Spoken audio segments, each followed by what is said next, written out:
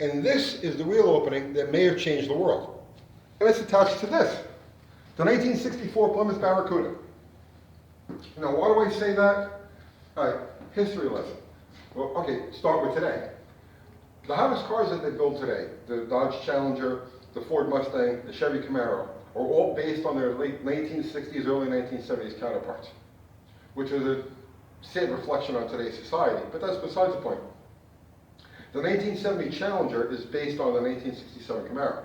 The 1967 Camaro is based on the 1964 Mustang. And that thing took the world. This, on the other hand, was introduced 2 weeks before the Mustang.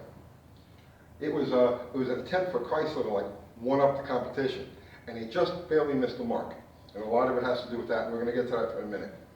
So, 1962, Chrysler, and then they had just been handed their ass with a 1962 B-body, so they didn't want to make another mistake. Chrysler gets wind that Ford is building a personal coupe, European style, based off of their Falcon compact. And it's going to be long deck, or long hood, short deck like the Jaguar.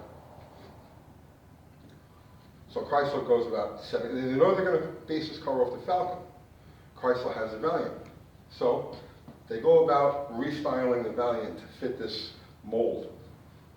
They didn't extend the hood, they left the hood alone. Ford extended theirs on the Mustang to give it that little extra. So they put a new grille in it, very European, very like BMW-esque. Looks like it's ready for a rally race. The front fender is Valiant with a little bit of a difference in the character line over here. The styling is all Italian, it's Gia, and it shares that with the Dodge Darts of the same era. The roof, the forward part of the roof is Valiant, and then you get back here. They created this fastback with this giant piece of glass, which was the biggest, heaviest piece of glass. It was elaborate. This was an engineering marvel. But this was the biggest, heaviest thing ever fitted to a car at the time.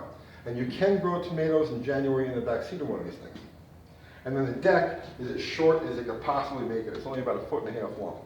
The styling of the car is tight. But then here's where Chrysler, being the little guy and not having a lot of budget, bit them in the ass. When Ford restyled the Falcon for the Mustang,